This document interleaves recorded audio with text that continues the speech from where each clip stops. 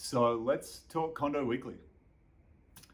Condo Weekly was my first, actually, it's the second company that I started. Corporate Fitness was the first corporate fitness project. C-Dub was a project that I invested more time, more money, more energy, more love into than really anything else I've ever done. Condo Weekly was a two-sided marketplace where you can buy and sell condominiums within specific buildings. When I first got into real estate and I joined Kevin and I joined Gueco Real Estate at the time, now Canoco, we sold so many buildings and we did such a good job of selling condos off market because Kevin had developed this giant buyer list over time. It took him like 10 years to build this huge buyer list of leads that wanted to buy condos in condo buildings. And every buyer, like, you know what building you want to buy a condo in, right? Like, it's not rocket science. If you want to buy a condo in the Brannan, you buy one in the Brannan. If you want to buy one in Arden, you know that you want to buy one in Arden, and One Mission Bay really isn't going to appeal to you if you want to buy one in Arden, just because they're very different.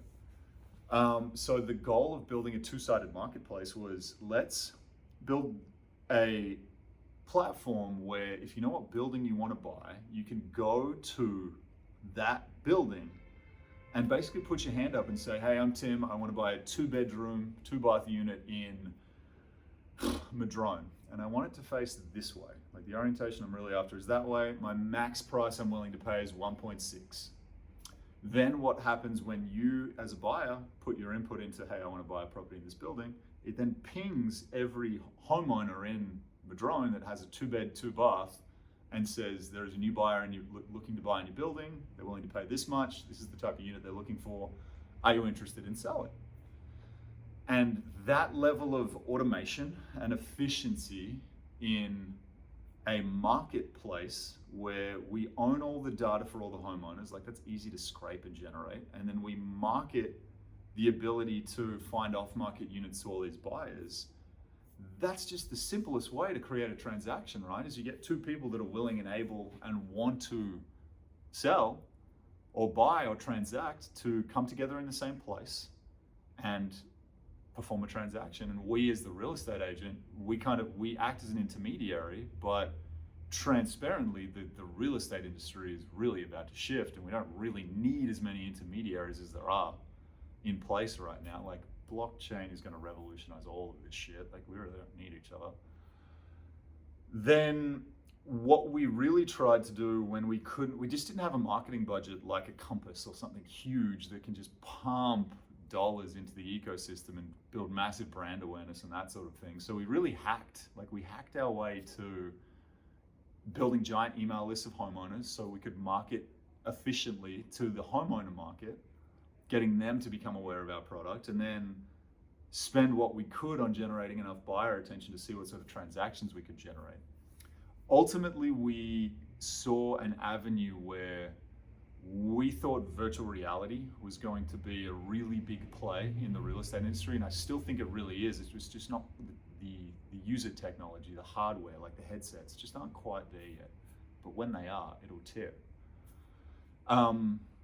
We pivoted pretty heavily, like, okay, how do we generate enough attention to generate a big enough buyer list to make it worth the homeowner's time to keep giving us their attention? So we pivoted to virtual reality. We started sort of crafting what user experiences we could create for people touring homes. Now, the hardware, like I said, wasn't quite there. We didn't have efficient enough cameras for us to film virtual tours of these properties where you, as a user in a headset, could just put your headset on and kind of kick back in your chair and watch or experience a tour of a property. It was still very static camera and static room based, where you'd have to chop between different scenes. Like, you'd be sitting in this room and then it would chop to the next room and then it would chop to the next room. So it wasn't a true virtual experience like you'd get in a video game, for example, where it's a continuous flow. So what we did, and then COVID happened and no one bought condos anymore. Like, March through May, we were pumping out these hybrid 360-degree VR videos. 20, 30 of them, for example, in a month. And then the condo market just completely froze. So no one really wanted to transact. No one wanted to buy condos. You couldn't sell them.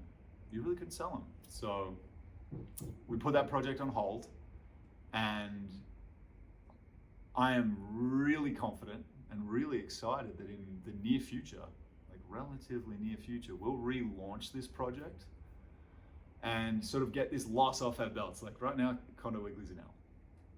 We pumped a bunch of money into it. We didn't generate any revenue. We learned a whole lot about how to build systems, how to automate certain processes, how to outsource certain processes, and basically how to build a business that has the potential of scaling to every city around the world. Like there's no reason that this couldn't exist in Melbourne, in Sydney, in Dubai, in Hong Kong, in Singapore, in New York, in Miami, anywhere where there's condo buildings. We can build this framework of a model, a business model, and just drop it over a building where it's a two-sided marketplace, where you can buy and sell condominiums, where you have all the homeowner data, where you promote all the buyer data, and eventually layer that in with virtual reality. So I can be sitting in San Francisco, and if I want to buy a condo in Miami, I can tour all these different buildings and all the condominiums that are available in VR, click of a button, want to purchase, done.